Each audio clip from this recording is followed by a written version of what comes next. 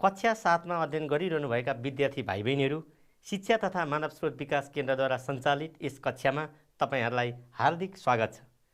आज हामी तपाईहरुको स्वास्थ्य, शारीरिक तथा सृजनात्मक कला विषयको एकाइ 1 को मानव शरीर अन्तर्गत रक्त सञ्चार प्रणाली सर्कुलेटरी सिस्टम लिएर उपस्थित भएका छौं। आउनुहोस्, आवश्यक शैक्षिक सामग्री लिएर कक्षामा उपस्थित हुनुहोस्। विद्यार्थी भाइ बहिनीहरू, यो भन्दा अघिल्लो कक्षामा हामीले मानव शरीरमा श्वास प्रश्वास प्रणाली रेस्पिरेटरी सिस्टम को बारेमा अध्ययन गर्यौं। त्यस अन्तर्गत हामीले श्वास प्रश्वास प्रणालीमा भाग लिने अंगहरू, श्वास प्रश्वास प्रणालीको कार्य र मानव शरीरमा श्वास प्रश्वास प्रक्रियाको बारेमा चर्चा गर्यौं। आज हामी त्यस्तै हाम्रो मानव शरीरको महत्त्वपूर्ण प्रणाली रक्त सञ्चार प्रणाली, रक्त सञ्चार प्रणालीमा भाग लिने अंगहरू, हाम्रो शरीरमा रक्त सञ्चार प्रक्रिया र रक्त सञ्चार प्रणालीको कार्यको बारेमा चर्चा गर्नेछौं। तयार हुनुहुन्छ हैन त? अब रक्त सञ्चार प्रणाली भनेको के होला? शब्दबाटै तपाई विचार गर्नु त, रक्त सञ्चार।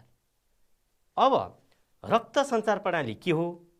यसमा कस्ता कस्ता अंगले भाग लिन्छन् अनि हाम्रो शरीरमा रक्त सञ्चार प्रक्रिया कसरी हुन्छ भन्नुभन्दा पहिला हामी केही प्रश्नहरूको बारेमा छलफल गरौँ। ल यता हेर्नुस् त, तलका प्रश्नहरू छलफल गरौँ।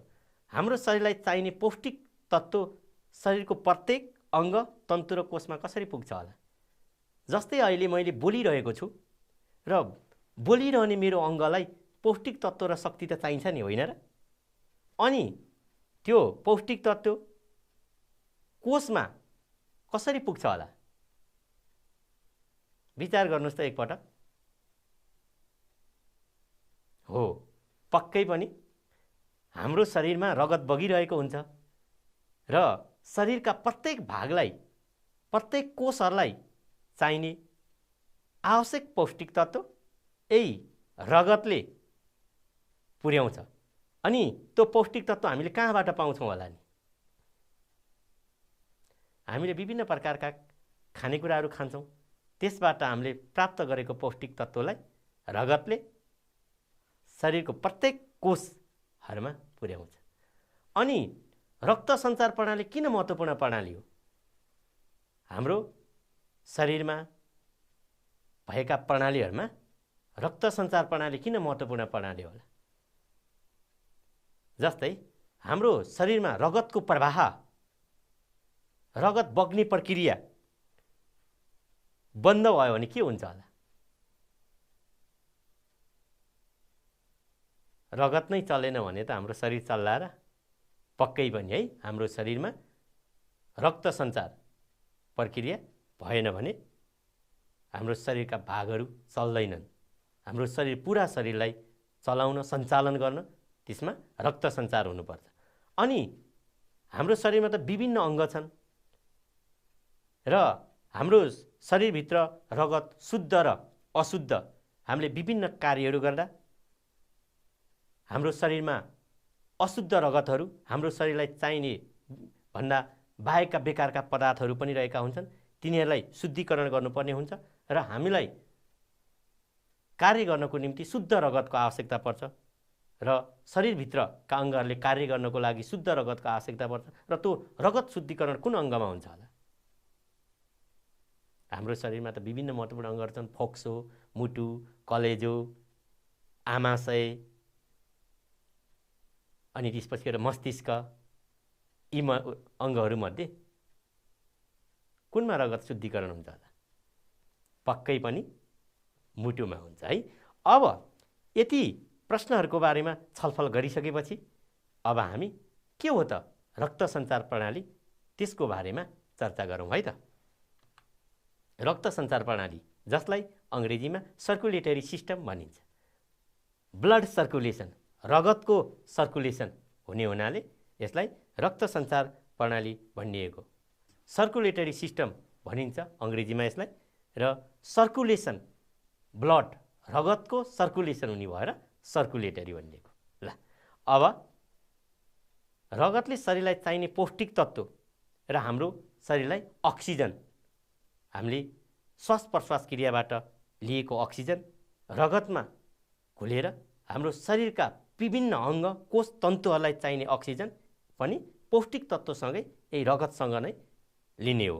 अनि पानी, हर्मोन, लवण आदि प्रत्येक कोषहरूमा पुर्याउने काम गर्छ रगतले र कोषहरूमा बनेका विकारका वस्तुहरूलाई र हाम्रो कोषहरूमा हाम्रो शरीरलाई नचाहिने अनावश्यक पदार्थहरू पनि बनिरहेका हुन्छन्। ती वस्तुहरूलाई फोक्सोसम्म ल्याउने कार्य गर्छ। तपाईले श्वास प्रश्वास प्रक्रिया, श्वास प्रश्वास प्रणालीको बारेमा अध्ययन गर्दा फोक्सोको बारेमा अवश्य नै अध्ययन गर्नुभयो र फोक्सोमा हामीले वायुमण्डलबाट लिएको अक्सिजन ग्यास रहेको हुन्छ र त्यही अक्सिजन ग्यासले नै अशुद्ध रगतहरूलाई शुद्ध बनाउने कार्यमा मद्दत पुर्याउँछ। जानिराख्नुहोस् है त।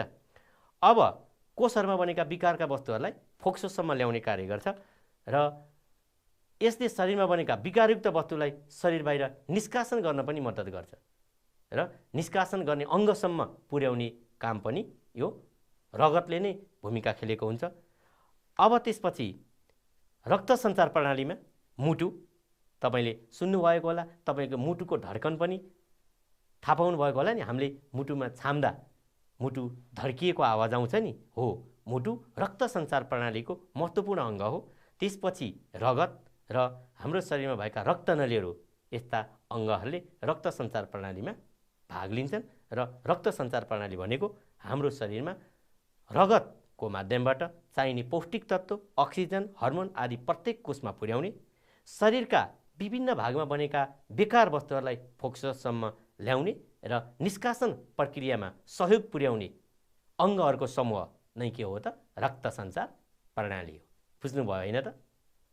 शरीरलाई चाहिने आवश्यक पौष्टिक तत्त्व, अक्सिजन, पानी शरीरका प्रत्येक भागहरूमा पुर्याउने र त्यहाँ उत्पन्न भएका बेकारका पदार्थहरूलाई फोक्सोसम्म ल्याउने र निष्कासनमा सहयोग गर्ने अङ्गहरूको समूह नै रक्त सञ्चार प्रणाली हो।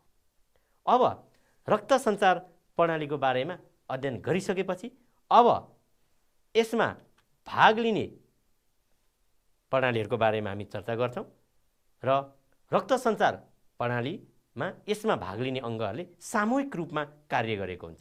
एउटा अङ्गले मात्रै कार्य गर्दैन। जस्तै मुटु रक्त सञ्चार प्रणालीको महत्त्वपूर्ण अङ्ग हो भने यसमा रहेका रगत, रक्तनली जस्ता अङ्गहरूले पनि उत्तिकै भूमिका खेलेका हुन्छ। ल अब रक्त सञ्चार प्रणालीका अङ्गहरू, अर्गान्स अफ सर्कुलेटरी सिस्टम। अब यसमा हामीले तीनवटा अङ्ग रगत, मुटु र रक्तनली हुन्छ त भन्यौँ। अब यो भित्र पनि के भागहरू हुँदा रहेछन्? ल हेर्नुहोस् त। मुटु हार्ट, रक्तनलीहरू ब्लड भेसल्स, धमनी आर्टेरी, शिरा भेन र रक्तकेशिका ब्लड क्यापिलरिज। यो रक्तनलीहरू पनि तीन प्रकारका हुँदा रहेछन्। हेर्नुहोस् त, धमनी, शिरा र रक्तकेशिका। यिनीहरूले के काम गर्छन्, यिनीहरू कस्ता अङ्ग हुन्, यसको बारेमा हामी विस्तृत छलफल गर्छौँ। अब त्यसपछि गएर रगत, ब्लड। अब रगत पनि हामीले देख्दा रगत तरल पदार्थ जुन रातो देखिन्छ नि, त्यो मात्रै होइन, यो भित्र पनि विभिन्न भागहरू रहेका हुन्छन्। यो पनि विभिन्न पदार्थहरू मिलेर बनेको हुन्छ। हेर्नुहोस् त, प्लाज्मा, अनि त्यसपछि रक्त कोषहरू जसलाई हामी ब्लड सेल्स भन्छौँ र कोषहरू पनि हाम्रो राता रक्त कोष, रेड ब्लड कर्फुलस अर्थात् रेड ब्लड सेल आरबिसी पनि भनिन्छ छोटकरीमा यसलाई। र त्यसपछि गएर सेता रक्तकोष, व्हाइट ब्लड सेल डब्लुबिसी पनि भनिन्छ यसलाई। र अब अर्को हाम्रो प्लेटलेट्स भन्ने पदार्थ पनि रगतमा रहेको हुन्छ। मुख्य गरेर रक्त सञ्चार प्रणालीमा मुटु, रक्तनलीहरू र रगत रहेको हुन्छ र रक्तनलीहरू तीन प्रकारका छन्: धमनी, शिरा र रक्तकेशिका, आर्टेरी, भेन एन्ड ब्लड क्यापिलरिज। त्यसपछि रगतमा प्लाज्मा र रक्तकोषहरू हुन्छन् र रक्तकोषहरूभित्र पनि तीन किसिमका रक्तकणिका भनिन्छ जसलाई, र त्यसमा राता रक्तकोष आरबिसी, सेता रक्तकोष त्यसलाई WBC भनेर नि चिनिन्छ र प्लेटलेट्स यो चाहिँ हाम्रो रगतका पदार्थहरू भए। अब यी रक्त सञ्चार प्रणालीमा भाग लिने अङ्गहरूको बारेमा हामी एक एक छलफल गर्छौँ। हेर्नुहोस् त मुटु, हेर्नुहोस् त चित्र एकछिन अवलोकन गर्नुहोस् त।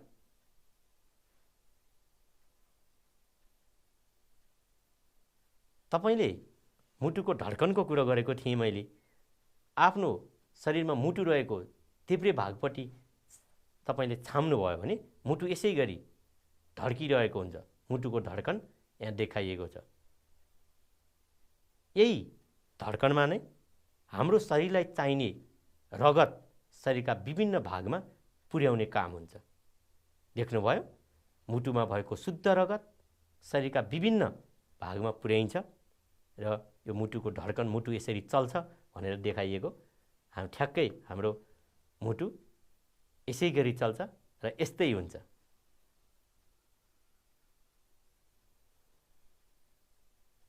ल अब तपाईले मुटु हेर्नुभयो है, कसरी चल्छ, कस्तो हुन्छ मुटु। अब यो मुटु त हामीले हेर्यौं। अब यो मुटुमा रहेका भागहरूलाई के भनिदो रहेछ त? ल यता हेर्नुहोस् है त, मुटु हट हेर्नुहोस् त त्यहाँ। अहिले हाम्रो चलिरहेको मुटु थियो, अहिले रोकिएको अवस्थामा यसको भित्री भागलाई समेत चिरेर हेर्दा यस्तो हुन्छ। हेर्नुहोस् त मुटुमा रहेका भागहरू सुपेरियर भेने काभा, अनि त्यसपछि गएर दायाँ अरिकल, दायाँ ventricle, inferior vena cava, aortic valve, pulmonary artery, pulmonary शिरा, आर्टरीलाई हामी धमनी पनि भन्छौँ, पल्मोनरी शिरा, बायाँ अरिकल र बायाँ भेन्ट्रिकल मुटुमा रहेका भागहरू हुन्। र तपाईले मुटुको चित्र अध्ययन गरिरहँदा यसमा रहेका भागहरू हेरिरहँदा चारवटा कोठालाई चाहिँ छुटाउनुहुन्न। र तपाईलाई देखाउनको निम्ति मेरो हातमा एउटा मुटुको मोडल नमुना पनि छ। हेर्नुहोस् त। र यसमा मुटुमा चारवटा कोठा तपाईले यो भागमा हेर्दा एउटा, दुईटा, तीनटा र चारवटा कोठा अगाडि भागमा देखिएको छ। र यो चारवटा कोठाहरूमा यो दायाँ अरिकल, दायाँ भेन्ट्रिकल, बायाँ अरिकल, बायाँ भेन्ट्रिकल। अझै सुन्नुहोस्, दायाँ अरिकल, दायाँ भेन्ट्रिकल, बायाँ अरिकल, बायाँ भेन्ट्रिकल। यो मुटुमा चारवटा कोठाहरू रहेका हुन्छन्। यही भित्र भल्भहरू हुने, यही चारवटा कोठाबाट शुद्ध अशुद्ध रगत कहाँ जान्छ, कसरी हुन्छ भन्ने कुरो हामी मानव शरीरमा अर्थात् मुटुबाट हुने रक्त सञ्चार प्रक्रियाको बारेमा छलफल गर्छौँ है त विद्यार्थी भाइ बहिनीहरू। मुटुको चित्र, मुटु कसरी चल्छ नि हेर्नुभयो र मुटुमा रहेका विभिन्न भागहरूको नाम नि जान्नुभयो। के भाग हुँदा रहेछन् त? सुपेरियर भेने काभा, इन्फेरियर भेने काभा। सुपेरियर भनेको माथिल्लो, इन्फेरियर भनेको तल्लो। अनि त्यसपछि गएर दायाँ अरिकल, दायाँ भेन्ट्रिकल, बायाँ अरिकल, बायाँ भेन्ट्रिकल। त्यसपछि गएर पल्मोनरी धमनी, पल्मोनरी शिरा र एओर्टिक भल्भ अर्थात् एओर्टा हाम्रो मुटुको मुख्य भागहरू हुन्। बुझ्नुभयो हैन त? ल अब यहाँ पनि मैले यहीँको मुटु नै देखाएँ। अब हेर्नुहोस् त मुटु के रहेछ। मुटु शक्तिशाली मांसपेशीले बनेको हुन्छ, किनभने यो त अत्यन्त महत्त्वपूर्ण अङ्ग हो। मुटु फुट्यो भने, मुटुले रक्त सञ्चार गर्न सकेन भने हाम्रो शरीरका विभिन्न भागमा रगत प्रवाह हुँदैन।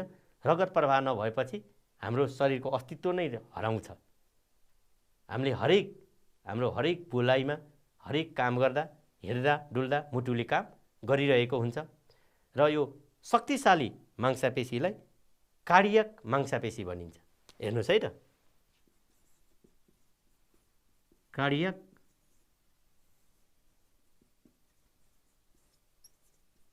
कार्डियक मांसपेशीले बनेको हुन्छ। यो शक्तिशाली मांसपेशी, यो बलियो हुन्छ।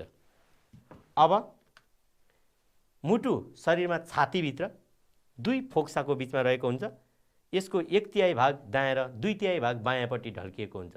बढी बन्द मुठी आकृतिको र बायाँ देब्रेपट्टि बढी ढल्किएको हुन्छ। र र बायाँपट्टि बढिरहन्छ मुटु। अब मुटुभित्र 4वटा कोठा हुन्छन्। तपाईलाई मैले અહીં चित्रमा पनि नामाकरण गरेर देखाएँ। मुटुभित्रका माथिल्लो 2वटा कोठालाई अरिकल, जसलाई दायाँ अरिकल र बायाँ अरिकल, र तल्ला 2वटा कोठाहरूलाई भेन्ट्रिकल। यो मोडेलमा पनि हेर्नुहोस् त, यो माथि यो पहेँलो कलरको 2वटा कोठाहरू दायाँ अरिकल, बायाँ अरिकल, तल्लो 2टा कोठाहरू भेन्ट्रिकल, यो दायाँ भेन्ट्रिकल, यो बायाँ भेन्ट्रिकल, तल्लो 2वटा कोठाहरू भेन्ट्रिकल र माथिल्लो 2वटा कोठाहरू अरिकल। र अब मुटुले रक्तनली मार्फत फोक्साबाट आएको शुद्ध रगत, किनभने हामीले श्वास प्रश्वास प्रक्रिया गर्दा वायुमण्डलमा भएको अक्सिजन हाम्रो श्वास नली हुँदै फोक्सोमा जान्छ र फोक्सोमा अक्सिजन हुन्छ र शरीरका विभिन्न भागमा उत्पन्न भएका अशुद्ध रगतहरूलाई शुद्ध बनाउने काम त्यही फोक्सोले नै गर्छ र फोक्सोमा भएको अक्सिजन घुलिएपछि रगत शुद्ध हुन्छ र ती रक्तनली मार्फत फोक्साबाट आएको शुद्ध रगतलाई शरीरभरि पठाउने अनि फेरि शरीरको अशुद्ध रगतलाई शुद्ध बनाउनका लागि रक्तनली मार्फत फोक्सोमा पठाउने काम मुटुले गर्छ। शुद्ध रगत शरीरका विभिन्न भागमा पठाउने अनि शरीरका विभिन्न भागबाट आएका अशुद्ध रगतलाई रक्तनली मार्फत फोक्सोमा पठाउने, फोक्सोसँग आदान प्रदान गर्ने, अर्थात् अशुद्ध फोक्सोलाई दिएर शुद्ध बनाएर लिने र शरीरको विभिन्न भागमा पुर्याउने अनि फेरि अशुद्ध भइरहन्छ फोक्सोमा लगेर शुद्ध बनाउने, फेरि फोक्सोको शुद्धलाई ल्याएर शरीरको विभिन्न भागलाई दिने, यस्तो प्रक्रियाको काम मुटुले गरिरहन्छ र यो चलिरहन्छ। ल बुझ्नुभयो होइन त? मुटु शक्तिशाली मांसपेशीले बनेको हुँदो रहेछ। त्यो शक्तिशाली मांसपेशीलाई कार्डियक मांसपेशी भनिन्छ र मुटु छातीभित्र 2 फोक्साको बिचमा रहेको हुन्छ र यसको बढी भाग 1/3 भाग दायाँ र 2/3 भाग बायाँपट्टि रहेको हुन्छ। 4वटा कोठा हुन्छन्। त्यसमा माथिल्ला कोठाहरूलाई अरिकल र तल्लो कोठाहरूलाई भेन्ट्रिकल भनिन्छ र मुटुले शरीरका विभिन्न भागमा रक्तनली मार्फत शुद्ध रगतलाई पठाउने काम गर्छ र फेरि शरीरका विभिन्न भागमा भएका अशुद्ध रगतहरूलाई रक्तनलीको मार्फतबाट लिएर फोक्सोमा पठाई शुद्ध बनाउने काम गर्छ भनेर बुझ्नुभयो है त? अब हामी रक्तनलीहरू ब्लड भेसल्सको बारेमा चर्चा गर्छौँ। हामीले रक्त सञ्चार प्रणाली भनेको के हो, रक्त सञ्चार प्रणालीमा कस्ता अङ्गले भाग लिन्छन् र ती भाग लिने अङ्गहरूमध्ये मुटु र मुटुमा रहेका विभिन्न भागहरूको बारेमा चर्चा गऱ्यौँ र अब हामी रक्तनलीको बारेमा चर्चा गर्छौँ।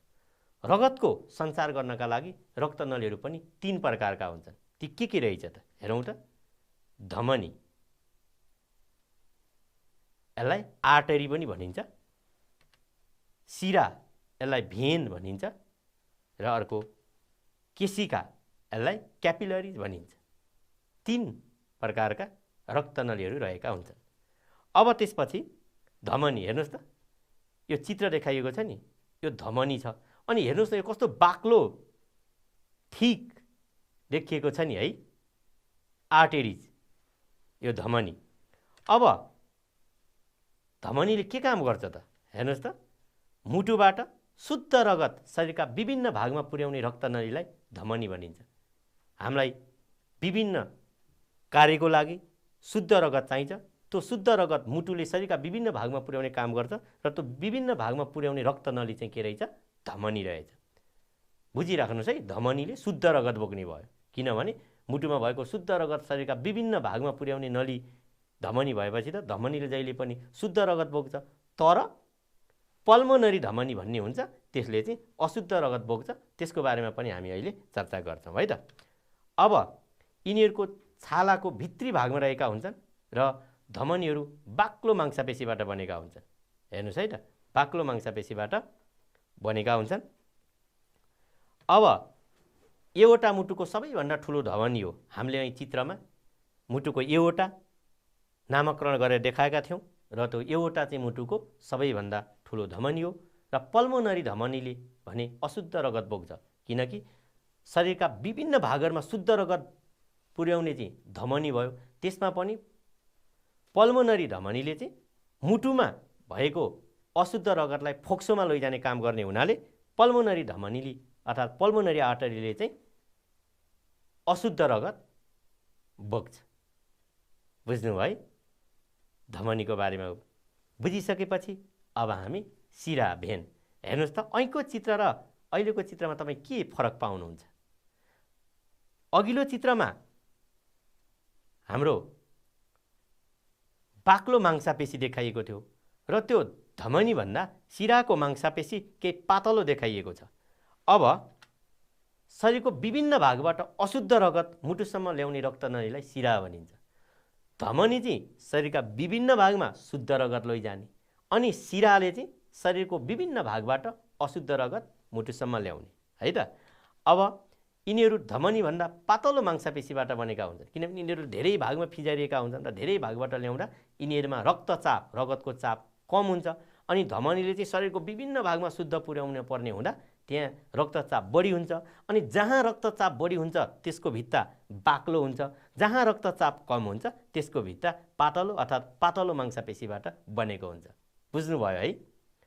अब पल्मोनरी शिराले भने अक्सिजनयुक्त अर्थात् शुद्ध रगत बोक्छ। शिराले अशुद्ध तर पल्मोनरी शिराले शुद्ध, किनभने यसले फोक्सोबाट शुद्ध भएको रगतलाई मुटुमा ल्याएर फेरि शरीरका विभिन्न भागमा पुर्याउने सहयोग गर्छ। त्यसकारणले गर्दा पल्मोनरी शिराले शुद्ध रगत बोक्छ। पल्मोनरी धमनीले मुटुमा भएको अशुद्ध रगतलाई फोक्सोमा लान पर्ने हुँदा त्यसले अशुद्ध बोक्छ अनि फेरि फोक्सोले शुद्ध बनाएको रगतलाई मुटुमा लिएर आउने काम चाहिँ पल्मोनरी शिराले गर्ने हुनाले पल्मोनरी शिराले चाहिँ शुद्ध अर्थात् अक्सिजनयुक्त रगत बोक्छ। बुझ्नुभयो है? अब हामी रक्तकेशिका क्यापिलरिज अर्थात् ब्लड क्यापिलरिजको बारेमा अध्ययन गर्थ्यौँ। हेर्नु न, यहाँ कस्तो जाली जाली जाली जस्तो देखाइएको छ नि चित्रमा। हो, अब के रहेछ त रक्तकेशिका भनेको? रक्तनलीहरूका सबैभन्दा साना एकाइ। हाम्रो रक्तनलीभित्र पनि त्यसका शाखा ससाना जाली जस्ता नलीहरू हुन्छन्, त्यसलाई हामी रक्तकेशिका भन्छौँ र यिनीहरू रक्तनलीको सबैभन्दा सानो एकाइ हुन् है त। अब त्यसपछि यी रक्तकेशिकाहरू धमनी र शिरासँग जोडिएर जाली जस्तो बनेका हुन्छन् र रक्तकेशिकाहरूबाट अक्सिजन, कार्बन डाइअक्साइड, पानी तथा पौष्टिक तत्त्वहरू सजिलै कोषभित्र पुग्ने र बाहिरिने गर्नुपर्छ। शरीरका विभिन्न भागमा हाम्रो फोक्सो मुटुबाट शुद्ध रगत गएको बेलामा त्यो शुद्ध रगत शरीरका प्रत्येक कोषलाई चाहिने हुँदा त्यो बेलामा भित्र पुग्ने काम हुन्छ र त्यसमा उत्पादन भएका कार्बन डाइअक्साइड र बेकारका पदार्थहरूलाई फेरि फिर्ता गर्नुपर्ने अर्थात् मुटुतिरै ल्याउनु पर्ने हुँदा त्यो बेलामा बाहिरिने गर्दछन् र रक्तकेशिकाबाट अक्सिजन, कार्बन डाइअक्साइड, पानी तथा पौष्टिक तत्त्वहरू भित्र पुग्ने र बाहिरिने काम हुन्छ। रक्तकेशिकाको बारेमा नि बुझ्नुभयो है? अब रगतको बारेमा चर्चा गरौँ त। हेर्नुहोस् त, हाम्रो रगत यस्तै प्रवृत्तिको हुन्छ। यस्तै हामीले रगतलाई सूक्ष्मदर्शक यन्त्र माइक्रोस्कोपबाट हेऱ्यौँ भने यस्तै देख्छौँ र रगत रातो रङको अर्ध तरल भनेको पुरै झोल्ने होइन, ठोस पनि होइन। रगत जम्दा ठोस बनेको देख्नु भएको होला नि, तर यो चाहिँ अर्ध तरल र यसमा दुई भाग प्लाज्मा र रक्तकोष रहेका हुन्छन्।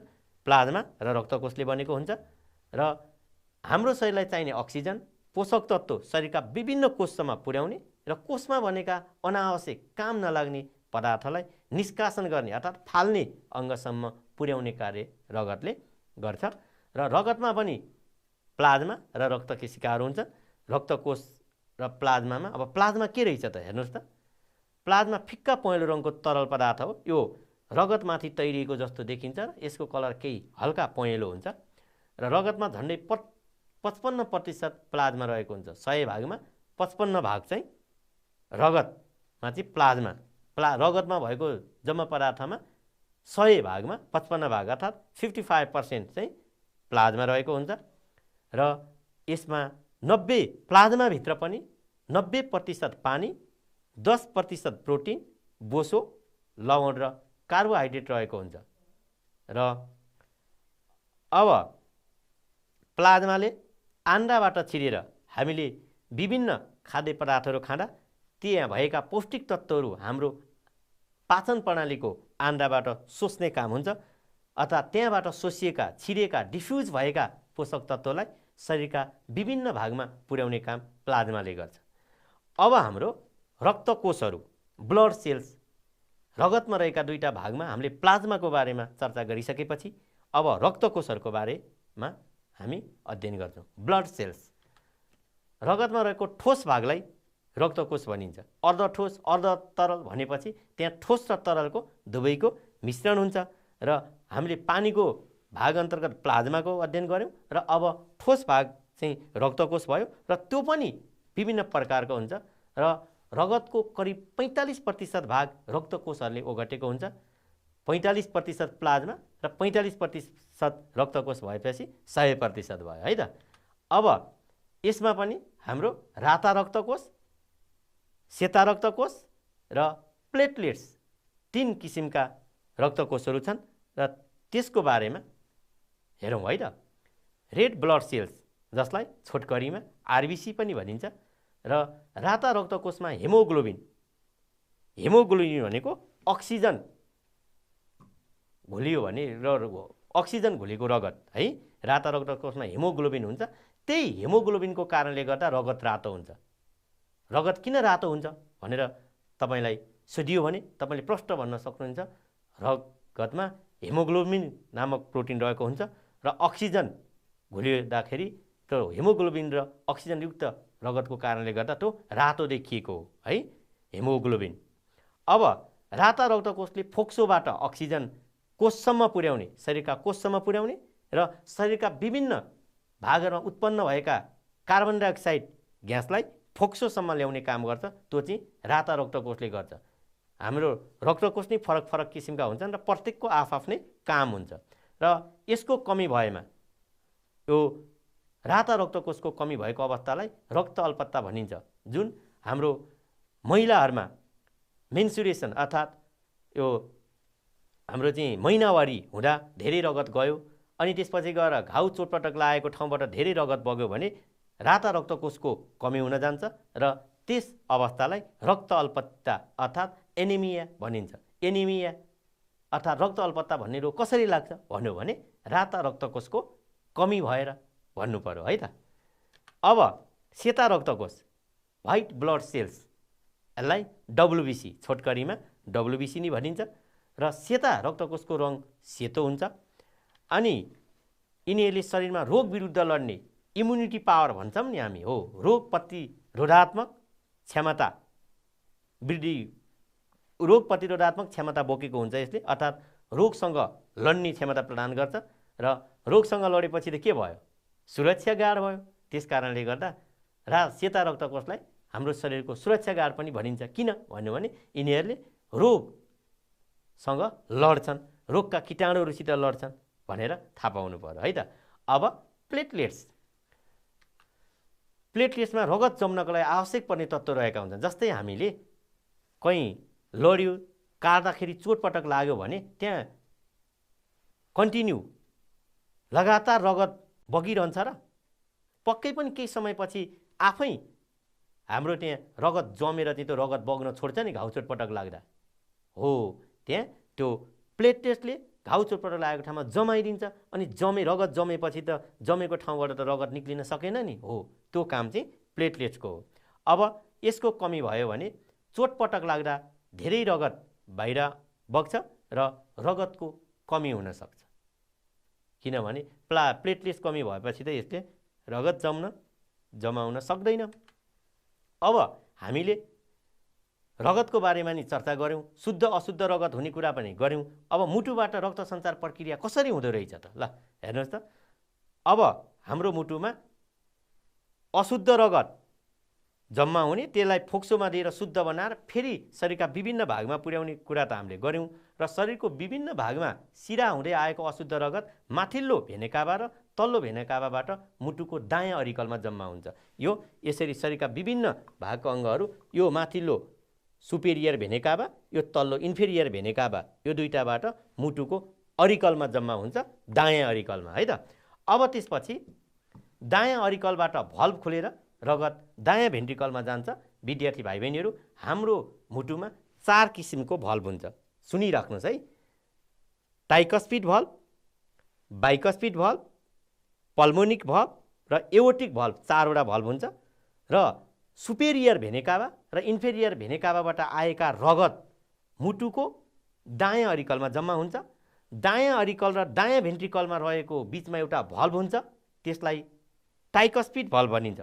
अब यता हेर्नुहोस् है त, म एउटा छोटो चित्र नि बनाउँछु र हाम्रो शरीरमा रहेको 4वटा कोठामा अब सुपेरियर भेनेकाभा र इन्फेरियर भेनेकाभा भने तल्लो भेनेकाभा र माथिल्लो भेनेकाबाट आएका अशुद्ध रगतहरू दायाँ अरिकल भनेको दायाँ अरिकलमा जम्मा हुन्छ। त्यसपछि दायाँ अरिकल अनि त्यसपछि गएर दायाँ भेन्ट्रिकल अनि यो दायाँ भनेको दायाँ अरिकल, दायाँ भेन्ट्रिकल, बायाँ अरिकल र त्यसपछि गएर बायाँ भेन्ट्रिकल, बायाँ अरिकल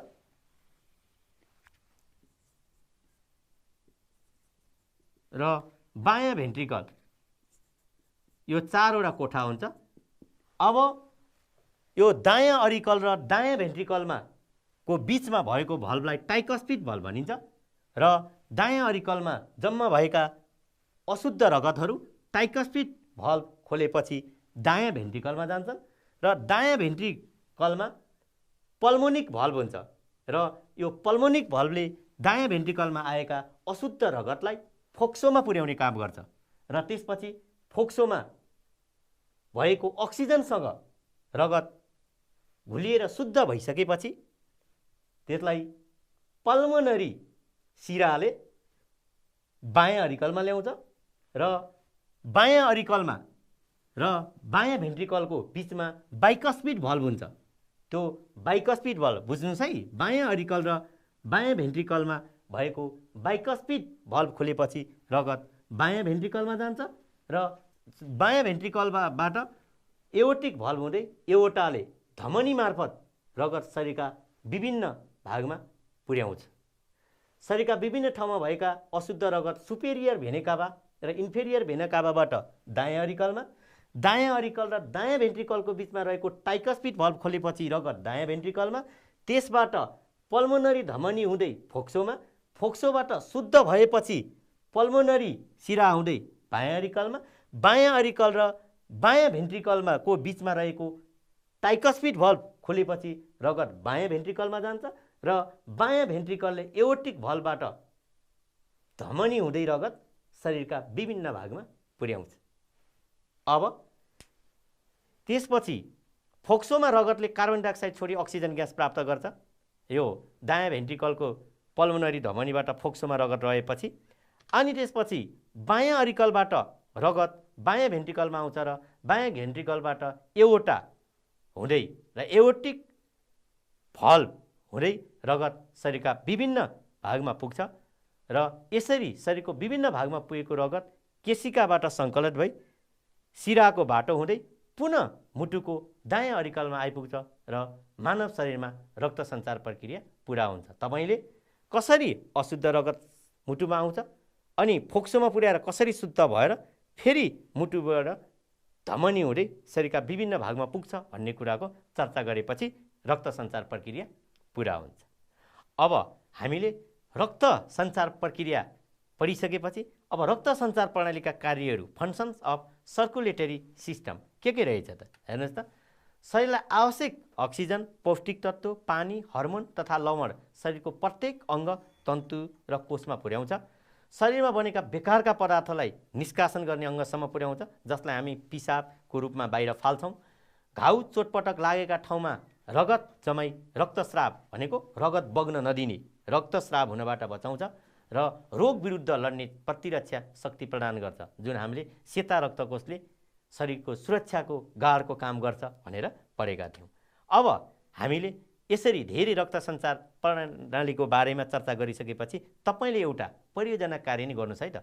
हेर्नुहोस् त, परियोजना कार्य साथीहरूको समूहगत रूपमा कुनै एउटा मासु काट्ने पसलमा जानुहोस्, समूह ग्रुपमा जानुहोस् र खसी वा राँगाको मुटु लिएर आउनुहोस् र शिक्षकको सहयोगमा मुटुमा भएका प्रत्येक भागहरू, जस्तै हामीले मुटुका विभिन्न भाग पढ्यौँ, रक्तनलीहरूको बारेमा पढ्यौँ, मुटुमा भएका कोठाहरूको बारेमा चर्चा गऱ्यौँ, मुटुका भल्भहरूको बारेमा चर्चा गऱ्यौँ। यी प्रत्येक भागहरू शिक्षकको सहयोगमा अवलोकन गर्नुहोस् है त।